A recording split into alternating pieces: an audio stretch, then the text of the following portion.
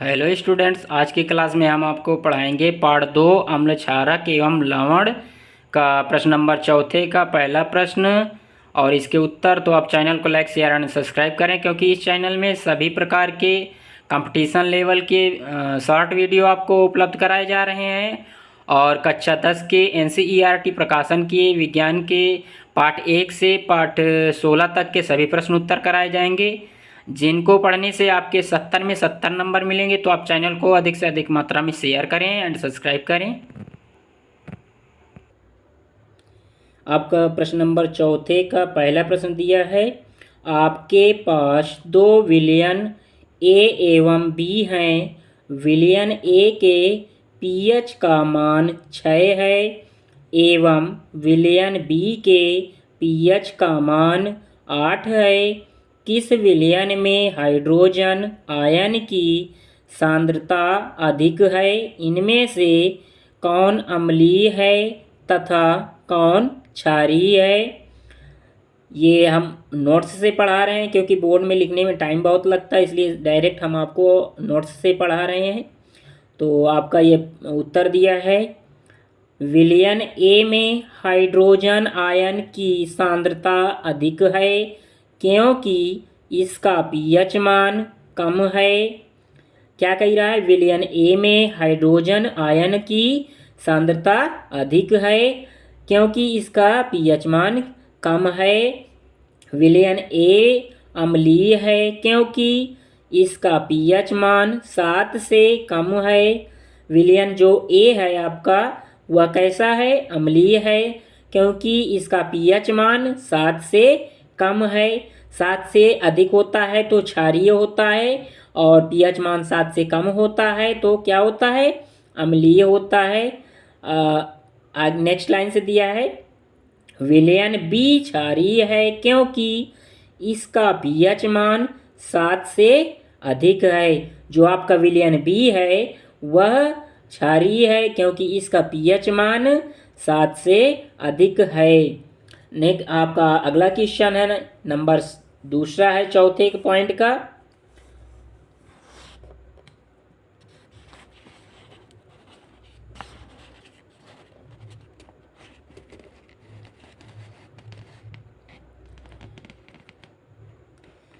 प्रश्न number second है आपका ये। इसमें दिया है H पॉजिटिव AQ। ये लिखना चाहें तो लिखें, अन्यथा आप H पॉजिटिव लिख के आगे उत्तर भी लिख सकते हैं। इसमें प्रश्न में दिया है H पॉजिटिव AQ आयन की सांद्रता का विलयन की प्रकृति पर क्या प्रभाव पड़ता है? क्या दिया है? प्रश्न नंबर दूसरा दिया है, H पॉजिटिव आयन की सांद्रता का विलयन की प्रकृति पर क्या प्रभाव पड़ता है? आपका प्रश्न नंबर दूसरा दिया था, H पॉजिटिव आयन की सांद्रता का विलयन की प्रकृति पर क्या प्रभाव पड़ता है? इसका उत्तर दिया है, H पॉजिटिव आयन की सांद्रता से विलयन की अम्लीयता H पॉजिटिव आयन की सांद्रता से विलयन की अम्लीयता कैसी होती है? अधिक होती है। या प्रश्न नंबर दूसरे का उत्तर आपका दिया है, यानी प्रश्न के क्या पूछ रहा है? आपका प्रश्न पूछ रहा है H पॉजिटिव आयन की सांद्रता का विलयन की प्रकृति पर क्या प्रभाव पड़ता है। तो विलयन की प्रकृति पर क्या प्रभाव पड़ता है? उत्तर में दिया है, H पॉजिटिव आयन की सांद्रता से विलयन की अम्लीयता अधिक होती जाती है। विलयन की अम्लीयता क्या होती है? अधिक होती जाती है। इसका उत्तर यही है कि H पॉजिटिव आयन की सांद्रता से विलयन की अम्लीयता अधिक होती जाती है। प्रश्न नंबर आपका तीसरा दिया है, क्या क्षारीय विलयन में H पॉजिटिव आयन होते हैं? तीसरा क्वेश्चन कह रहा है, क्या क्षारीय विलयन में H पॉजिटिव आयन होते हैं? अगर हाँ तो यह क्षारीय क्यों होते हैं? यदि क्षारीय आयन H पॉजिटिव होते हैं तो यह क्षारीय क्यों होते हैं? इसका उत्तर दिया है, क्षारीय विलयन में H पॉजिटिव आयन भी होते हैं, परंतु फिर भी यह क्षारकीय होता है क्योंकि OH निगेटिव आयन की संख्या H पॉजिटिव आयनों से अधिक होती है। इसका उत्तर क्या है तीसरे का? क्षारीय विलयन में H पॉजिटिव आयन भी होते हैं परंतु फिर भी यह कैसा होता है? क्षारीय होता है क्योंकि OH निगेटिव आयन की संख्या H पॉजिटिव आयनों से क्या होती है? अधिक होती है। OH निगेटिव आयन की संख्या से H पॉजिटिव आयनों की संख्या अधिक होती है। आपका चौथा प्रश्न दिया है, किसान खेत की मृदा की किस परिस्थिति बिना बुझा हुआ चूना, कैल्शियम ऑक्साइड, बुझा हुआ चूना, कैल्शियम हाइड्रोक्साइड या चाक, उसके बाद दिया है या चाक कैल्शियम कार्बोनेट का उपयोग करेगा? आपका चौथा क्वेश्चन है, कोई किसान खेत की मृदा की किस परिस्थिति में बिना बुझा हुआ चूना, कैल्शियम ऑक्साइड, बुझा हुआ चूना, कैल्शियम हाइड्रोक्साइड या चाक कैल्शियम कार्बोनेट का उपयोग करेगा? इसका उत्तर होगा मृदा के अम्लीय वर्षा के कारण अम्लीय हो जाने पर किसान खेत में बिना बुझा हुआ चूना, कैल्शियम ऑक्साइड, बुझा हुआ चूना, कैल्शियम हाइड्रोक्साइड या चॉक कैल्शियम कार्बोनेट आदि क्षारकीय पदार्थों का उपयोग करता है। यहाँ पर आपका क्या दिया है उत्तर? मृदा के अम्लीय वर्षा के कारण अम्लीय हो जाने पर क्या होता है? मृदा के अम्लीय वर्षा के कारण अम्लीय हो जाने पर, जब अम्लीय वर्षा होगी तो मृदा कैसी हो जाएगी? आपकी मिट्टी कैसी हो जाएगी? अम्लीय हो जाएगी। तो अम्लीय हो जाने पर किसान खेत में क्या डालते हैं? बिना बुझा हुआ चूना।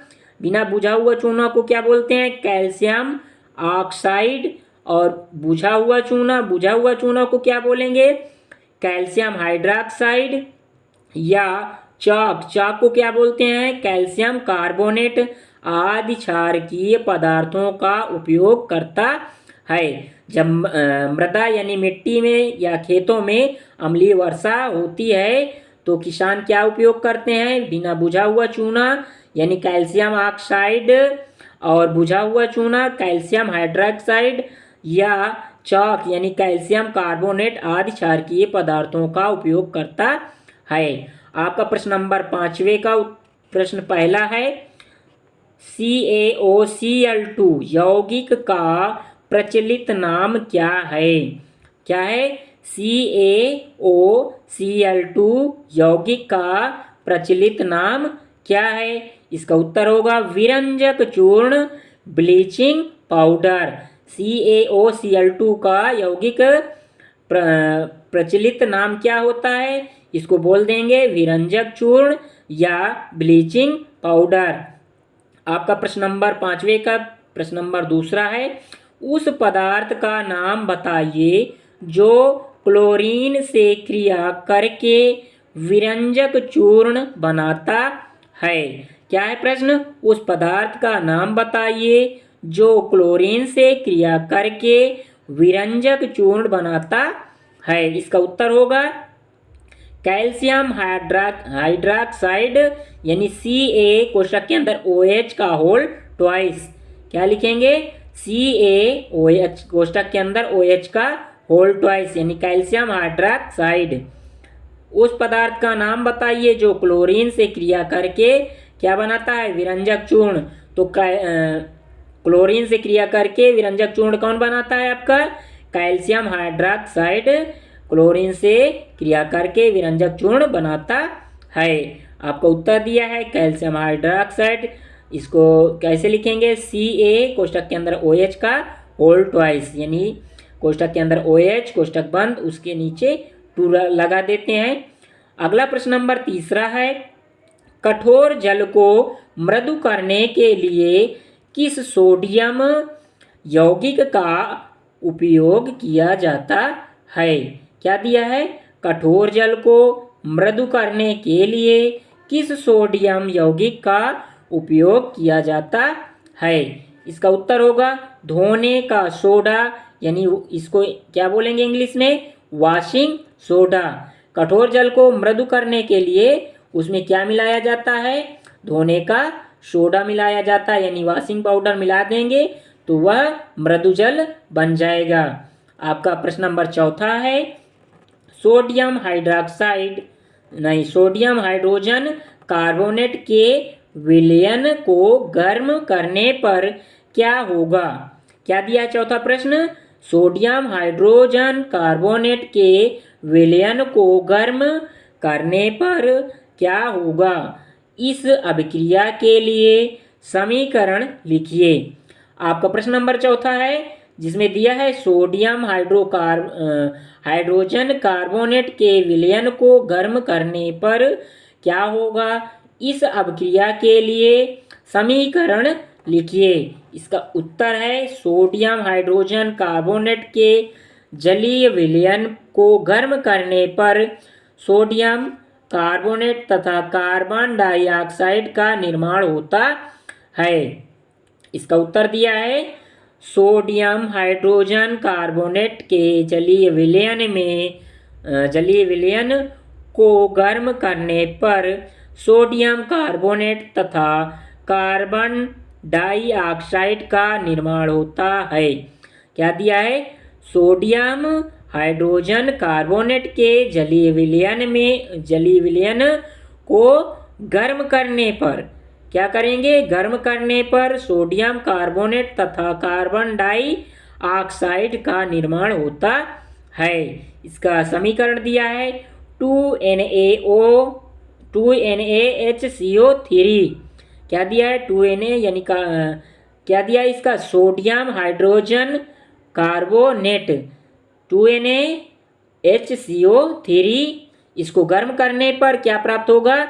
Na2CO3 plus H2O plus CO2, यानी कि सोडियम हाइड्रोजन कार्बोनेट को गर्म करने पर सोडियम कार्बोनेट और H2O यानी जल और क्या प्राप्त होगा? कार्बन डाइऑक्साइड प्राप्त होगा। आपका नंबर 5वां दिया है, प्लास्टर ऑफ पेरिस की जल के साथ अभिक्रिया के लिए समीकरण लिखिए। आपका यह प्रश्न पेपर में अधिकतर पूछा जाता है और ये प्रश्न भी पूछा जाता है क्योंकि इसमें भी टिक लगाए थे हम अपने नोट्स पे। जितने क्वेश्चन पूछे जाते हैं अधिकतर पेपर्स में तो उन प्रश्नों पर टिक लगे हुए हैं नोट्स में। आपका यह 5वां प्रश्न पूछ रहा है, प्लास्टर ऑफ पेरिस की जल के साथ अभिक्रिया के लिए समीकरण लिखिए। इसका उत्तर है प्लास्टर ऑफ पेरिस की जल से अभिक्रिया होने पर जिप्सम का निर्माण होता है। क्या दिया है आपका उत्तर?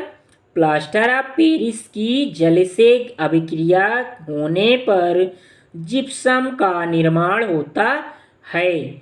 प्लास्टर ऑफ पेरिस की जल के साथ क्रिया होने पर क्या होता है? जिप्सम का निर्माण होता है। इसका समीकरण दिया है CaSO4 1/2 यानी 1/2 H2O प्लस 1/2 H2O से क्रिया करने पर क्या प्राप्त होगा? CaSO4 2H2O प्लस 2H2O यानी क्या प्राप्त होगा हमारा? प्लास्टर ऑफ पेरिस से क्रिया करने पर जिप्सम प्राप्त होगा। क्या प्राप्त होगा? जिप्सम।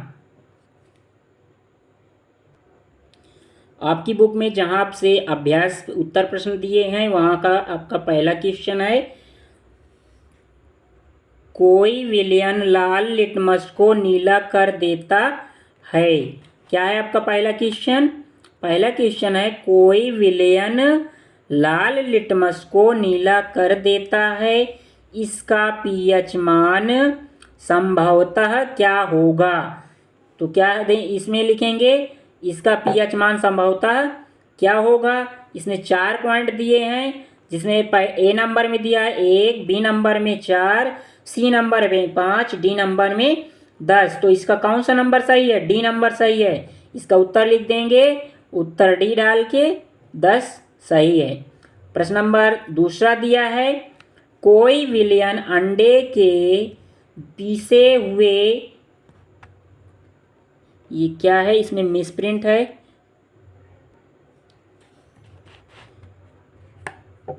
दूसरा क्वेश्चन दिया है, कोई विलियन अंडे के पिसे हुए कवच से अभिक्रिया कर एक गैस उत्पन्न करता है जो चूने के पानी को दूधिया कर देता, यानी दूधिया कर देती है। इस विलयन में क्या होगा? यानी कि कोई विलयन अंडे के पिसे हुए कवच से अभिक्रिया कर एक गैस उत्पन्न करता है जो चूने के पानी को कैसा कर देता? दूधिया, यानी दूध के जैसा कर देती है। इस विलयन में क्या होगा? इसका उत्तर है, यानी कि प्रश्न में 4 पॉइंट दिए गए हैं, जिसमें पहला पॉइंट है NaCl, यानी ए नंबर है NaCl, बी नंबर है HCl, सी नंबर है LiCl, डी नंबर है KCl, यानी डी नंबर है इसमें KCl। तो इसका कौन सा सही है? इसका बी नंबर सही है। बी नंबर उत्तर डाल के लिख देंगे HCl। प्रश्न नंबर तीसरा है आपका, NaOH का 10 ml विलयन HCl से 8 ml HCl के 8 ml विलयन से पूर्णतः उदासीन हो जाता है। यदि हम NaOH के अभी उसी विलयन का 20 ml लें तो इसे उदासीन करने के लिए HCl के उसी विलयन की कितनी मात्रा की आवश्यकता होगी? आपका तीसरा प्रश्न कह रहा है, NaOH का 10 ml विलयन HCl के 8 ml विलयन से पूर्णतः उदासीन हो जाता है। यदि हम NaOH के उसी विलयन का 20 ml लें तो इसे उदासीन करने के लिए HCl के उसी विलयन की कितनी मात्रा की आवश्यकता होगी? इसमें 4 पॉइंट दिए गए हैं। पहले पॉइंट में दिया है 4 ml, यानी ए नंबर में 4 ml, बी नंबर में 8 ml और सी नंबर में 12 ml, डी नंबर में 16 ml। तो इसका कौन सा सही होगा? यानी डी नंबर सही होगा, जिसमें क्या दिया है? 16 ml। आपका चौथा प्रश्न है, अपच का उपचार करने के लिए निम्न में से किस औषधि का उपयोग होता है? अपच का उपचार करने के लिए निम्न में से किस औषधि का उपयोग होता है? तो आपका पॉइंट पहला दिया है, यानी ए नंबर एंटीबायोटिक प्रतिजैविक, बी नंबर है एनाल्जेसिक पीड़ाहारी, सी नंबर है एंटासिड, डी नंबर है एंटीसेप्टिक प्रतिरोधी। आपका सी नंबर सही हो जाएगा। सी नंबर क्या है? एंटासिड। क्या है? एंटासिड। उत्तर में क्या लिखेंगे? सी नंबर डाल के एंटासिड लिख देंगे। उस आगे का प्रश्न नंबर 5वां है आपका, निम्न अभिक्रिया के लिए पहले शब्द समीकरण लिखिए तथा उसके बाद संतुलित समीकरण लिखिए। क्या है 5वां प्रश्न?